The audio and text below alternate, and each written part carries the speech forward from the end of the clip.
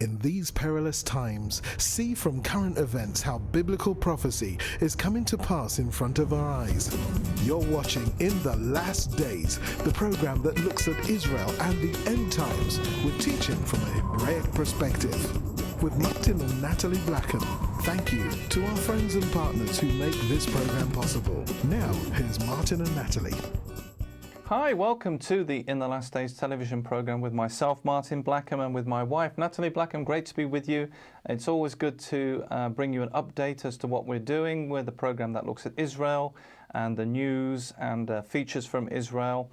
And this is the program, the ITLD update, gives us a chance to speak to you, our viewers, and to say thank you for your support. We've got some viewers' emails, some of your comments that you've sent in.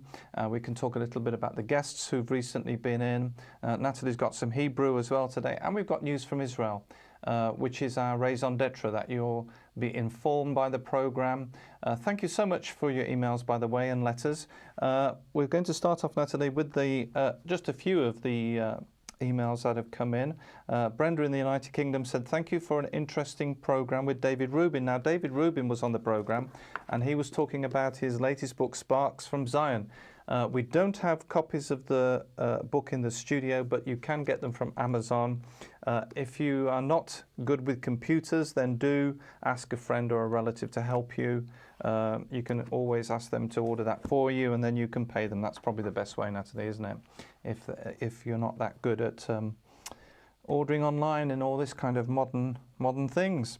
Shireen in the UK, Shireen is a supporter of ours, said, I watched your program this morning with David Recruitman, and she said it was fascinating and very helpful. Thank you. We had David was on. David's from the Centre of Jewish Cooperation and Understanding, and with building bridges with Christians, and so David's program was very interesting. It was talking about how we can work together and the developments with the Jewish-Christian relationships. And he was very honest, which is important, because we can see a relation growing between Christian and Jewish people, and it's like tiptoes at the beginning, but now there is more, there is a deeper relationship growing with the people here in the land. So it's wonderful to see that, and we always want, that we always want to be like a window for you in the UK and all around the world, to show you what's happening in Israel,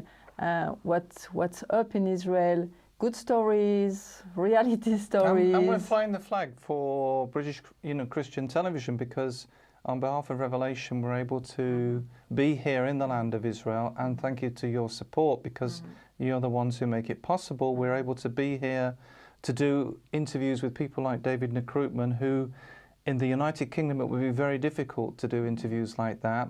And so that was the reason we needed to be here, to be able to do news and interviews in the land of Israel, to be able to give you up-to-date information as to what's happening. And indeed, we'll be giving you news from Israel later in the program. Ken and Margie in the United Kingdom says, we often watch your program on Revelation TV and enjoy the focus on Israel and the Jewish people. The media generally is so unreliable and biased against Israel that it's great to see a program which gives us a truthful report in Israel. I've been watching the program on Wednesdays on Revelation TV with David Recruitman and found it so interesting and informative. Thank you, Ken and Marge. We will let David Recruitman know that too. Jane and Mike in the UK, we do enjoy your programs. Take care and thanks for keeping us well updated about Israel. Roy says, Roy, who's written in, says, Dear Martin, Nathalie, greetings from Tunbridge, that's in Kent, in the south of England. May I say how encouraged I am by your program and all you are doing to raise the profile of the position of Israel and the Jewish people in these last days. Thank you, Roy. And, it's an important role to be able to communicate what's happening here. And, that's one of the reasons that we are inviting people into the studio, is to enable you at home to be able to find out what's going on here firsthand. It's a bit like having them in your lounge. And we recently had Rabbi Aaron Leibovitz, who's a new guest. He's from the Jerusalem City Council, and he was telling us a bit about He was telling us a lot about Jerusalem and what's happening. Is the capital city of Israel, But when we know also a bit more how the Jewish people see the thing, is also the middle of the world, I mean the center of the world. So when you think that you are working with the city of Jerusalem, there is a big responsibility. And it's interesting because if you see how Jerusalem was in ruin and now is coming and be more splendid, really, you know, is all, we see the prophecy from the Bible coming real in front of us. And what is interesting is an Orthodox Jew and really active and really doing things in the city of Jerusalem. So. And that brings me on to the next point, really, which is that it's thanks to the help of the people in the United Kingdom and across the world and supporters that we're able to do this. And you were thinking about that today, weren't you, about the importance of help, helping one another. Now, do you remember when we moved in this house, which was about 4 years ago, we had a very interesting day, and we just get the finances for the house, you know, very close to the time to sign the contract, and we were going to Tel Aviv, and we were like flying on clouds. We were like, God, you made it again. This is just amazing. You know, you are so faithful. It's just amazing to see how every time, you know, we pray and every time that we have a need, you are coming and helping us. And suddenly on the road, you remember, there was something on the road and hit our tank. The fuel after was pouring, and we didn't realize. And somebody saw us and told us something is wrong with your car, and we had to go to sign the contract for the car, for the house, or we had to sort out the tank. Do you remember? Anyway, long story short, we had all these things. Somebody was helping us, and we've done finally the contract, and somebody gave us a lift that we just knew was living not so far from Tel Aviv at that time. And after we didn't know how we were going to move because the car was in Tel Aviv, and we wanted to move that weekend. And we said, okay, maybe we'll have just to stay at home, but we feel like now it's important to move.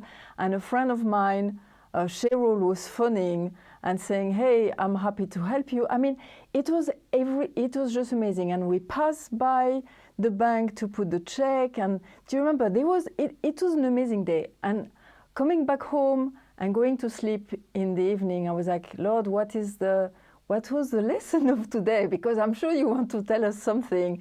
It was quite an amazing day. And he said, look how many people helped you today.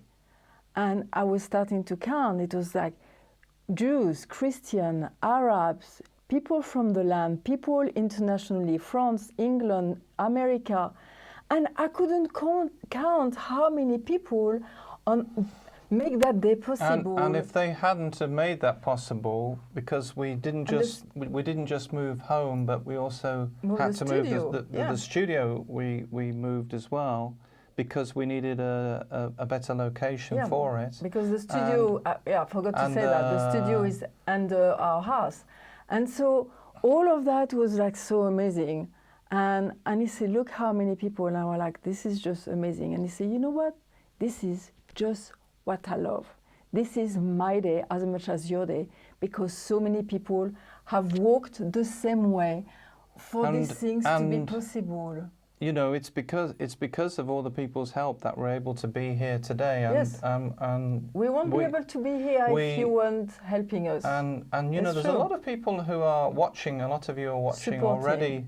Support us, and we're very grateful. Now, there's some who are watching who may have thought about it, and you know, for one reason or another, and you know, there's lots of things in life have not made the decision, but we do need your support, and every supporter is appreciated. Every person makes a difference. Just like Nathalie was saying, that every person that helped to enable us to move this TV studio equipment to the present location near Jerusalem was very important. Every person who helps the program is very important. I know. On your TV screen, you don't see the equipment behind, but we had to buy also some equipment. And we still have £7,000 to finish to pay all the things.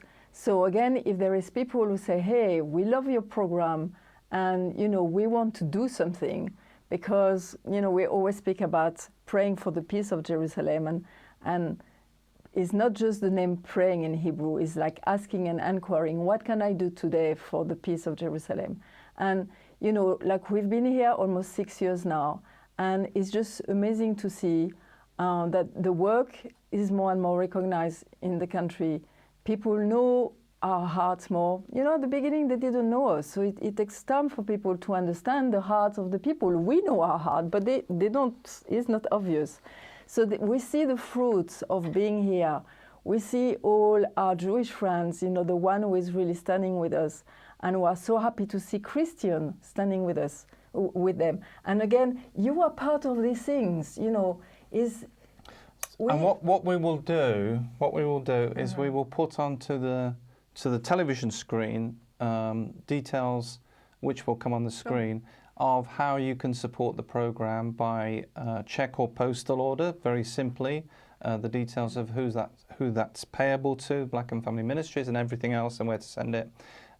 Because we know that there are people who are not always able to use computers, particularly if you're more elderly, you're not able to access a computer. No problem. You can help us. Just a postal order from the post office, Nathalie. You can go and get that, and there'll be the details where to send it. And also, if you're up to date with ModCons and all of that, you can do PayPal, and that's on the screen as well, about the PayPal details. So all the practical things, we'll put that on. I know that some of you will be watching and say you haven't got time to write it down, so we'll put it on later in the program as well. And Nathalie's got some Hebrew today, just before we do the news, because there's quite a lot of news, and then I think then we'll go into the news. We carry on in what we were saying. There is a passage in Zephaniah 3:9, which is that God said that He will give us a pure language again. And when you do some research and all of that, that is the Hebrew language. But the thing is, I was reading again. Again, you can receive our newsletter. We do a weekly newsletter, and we put information, what's happening here, sometimes a bit of teaching, different things. But this week I'm doing something about Echad, which is unity. There is things happening also right now in Israel, and there is some houses who are demolished, who are Jewish houses, and it's really a heartache, and it's really terrible to see Jews against Jews, and it's like the army who has to do the job, and anyway, it's a real piggy mess. As we say here, balagan. It's even more than balagan. But anyway, Echad is so important. And so when we speak about this name in Zephaniah 3:9, is like when God is going to give us a pure language again, where we'll be able to pray Him, to give our praise to Him. Obviously, we can still use our language, but the Hebrew language So what does Echad mean? Echad means unity, means one. Okay. And so in this passage is like they may all call upon the name of the Lord, which is Jehovah, to serve Him with one accord. And there again you have the name Echad. And so we will be serving Jewish people, Christian, and people who believe in the God of Israel and Abraham, the God of Israel, the God of Abraham, Isaac, and Jacob. And this is so important. And this again, when we read Psalm 133, how good it is and pleasant for people to be together in unity, is Echad again. So it's very interesting. And again, you go into Deuteronomy 6, which we are going to read this weekend, is the prayer, the Jewish prayer that Jesus was speaking to, funny enough, in the Gospel, but you have it in Deuteronomy 6, and it's like, Shema Israel, and it's like, listen Israel, and your God is one. And again, it's Echad. And so you see, God is one, and He wants us to be one with Him, and He wants us to be one together. But there are times when you can't do that, because what's happened, what Nathalie was talking about with the houses being demolished, was that there's Jewish settlers who are working very hard to settle the biblical land of Israel, which is wrongly called, as many of you know, is wrongly called the West Bank. And they're trying to settle the land, and the government is destroying the houses because of pressure from America. Exactly. Basically. International but pressure. mostly from the United States. They're destroying the houses that the Jewish people are trying to build. And so obviously there is demonstrations and the police are involved. But at the end of the day, they have a legal right. If you remember, we had on the program Alan Baker, who was part of the Levy Committee on the Judea and Samaria, which is called the West Bank by the BBC, but it's Judea and Samaria. And he was saying that, legally speaking, that they have a right to build on the land, not just from the Bible, but from the resolutions made by the League of Nations and indeed even the United Nations. So there's a legal right for them to build, but because, as you know, there is pressure from the United States, etc., United Nations and the world. And it's because of that who are telling you that please, please, please pray right now for the unity of the Jewish people in the country. You know, like we just passed the day Tisha B'Av, which is the day where the two temples were destroyed, and with the thought of the Jewish people is like they say this happened because we were nasty with each other. And it's exactly what's happening, and it's so close. And you know, I was thinking about all these things. It's really a heartache. And the thing is, this is happening in Bethel. And Bethel, if you know a bit of Hebrew, Bet is a house and El is God. So it's happening in the town called the house of God. And Samaria and Judea is the heart, like you say, it's not the West Bank, it's the heart of the land. And so all of that is like, you can imagine how we feel sad about it, and you can imagine how God has said, and you read, again, you see, when you read in Hebrew, slowly, I know it's difficult, but like, I'm so pleased to be able to give you a bit of when you read in Hebrew. But like when you read in Hebrew, the word goes straight into your face, and it's like you read the 5 first book of the Tanakh, of the Old Testament, and it's like said again and again and again and again, this is the land that I'm giving you, this is the land that I'm giving you, this is the land, it's your inheritance. So it is, and it's all of it. It's not just a tiny part around Tel Aviv. And the people who live in Samaria and Judea is not always easy, because they have nothing. At the beginning, they live like in caravans, and they have no water, no electricity, and slowly it's growing. Our friend Yehuda Glick live also in a settlement, which is a beautiful community, and now they have names for the streets, and it's growing. But it took a long time, and it takes the determination of the people again and again and again. And I think one of the issues, or one of the biggest issues for the settlement movement and the community movement, is that it has such a negative impact. The name settler has a negative impact because there is many people who are not happy that Israel's back in the land. They're not happy the Jewish people are back. They're not happy the Jewish people are settling the land again.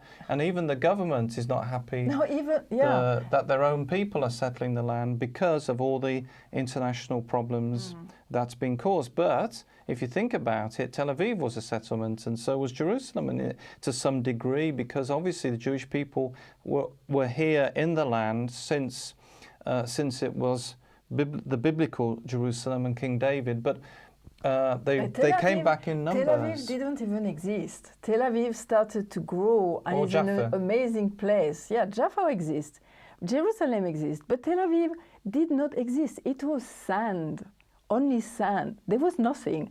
So when you see it now, it's so big, and it's really like a lot of commerce and a lot of things there. And this was a settlement many years ago, and you know, it's going to be the same. The people know that deep inside, but you know, there is also the leftist. We don't hear about that in the media because the media is very leftist. So they speak and they don't tell the big picture in Israel. But you have the Orthodox Jews or the traditional Jews who love the Bible, who wants to settle it, and you have the other Jews who are leftists who don't really believe into the Bible, and they are very happy to live around Tel Aviv, in the surrounding, on the plain, and they say we want to have peace. But it's like, this is not, obviously they want to have peace. But the thing is like you need to take, God say, I'm giving you this land. And they are coming back, and they have to take the land.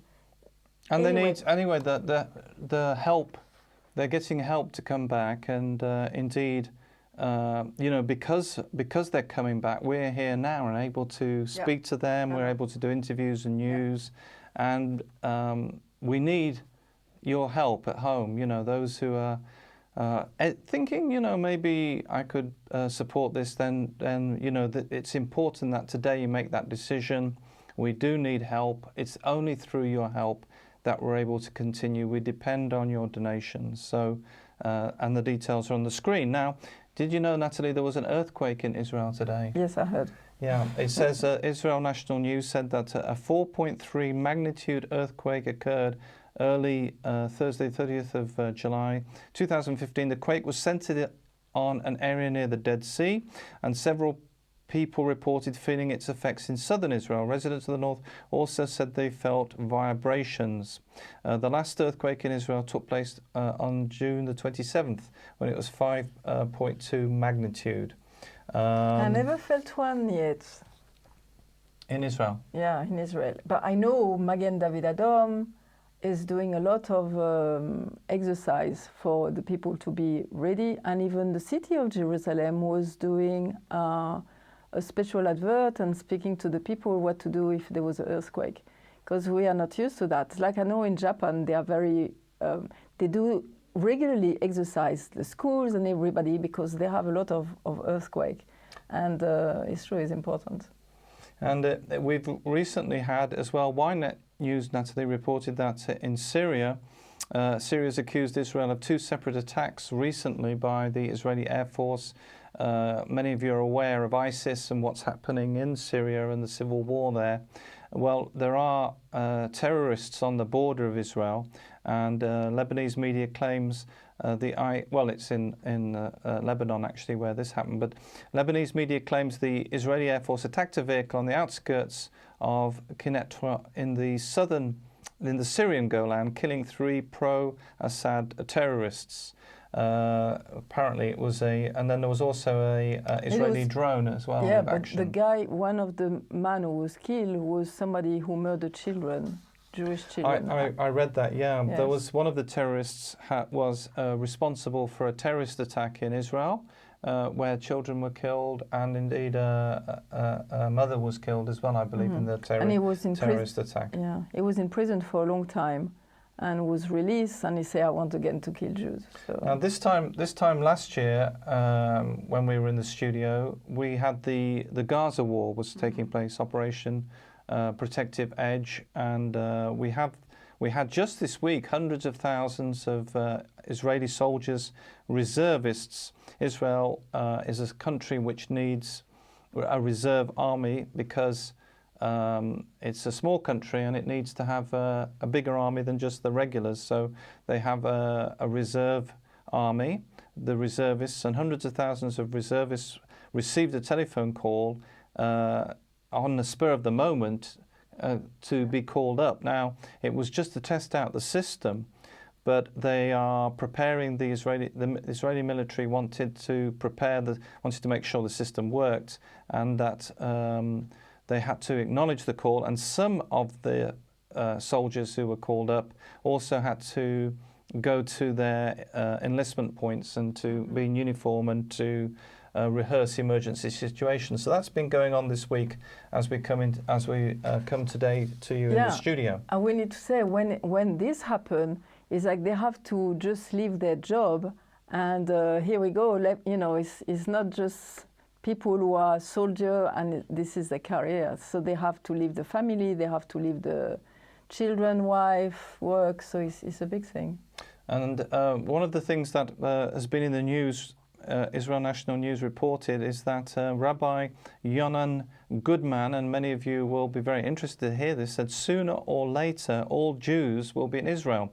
And this was reported by Sheva News. He was at the Bar Ilan University, and he was preparing. There's a big conference there for the Mizrahi World Movement and the World Zionist Movement, who are sending out young people all over the world to speak to Jewish communities.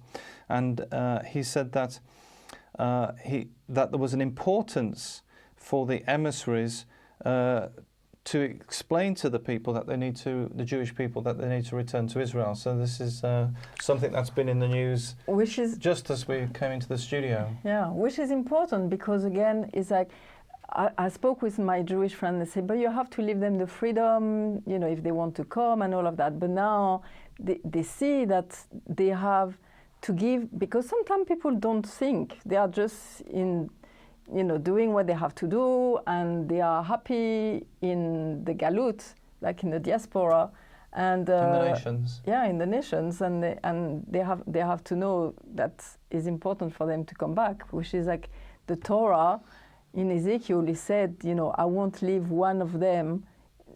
God is speaking Himself, saying, I will bring them all back to Israel.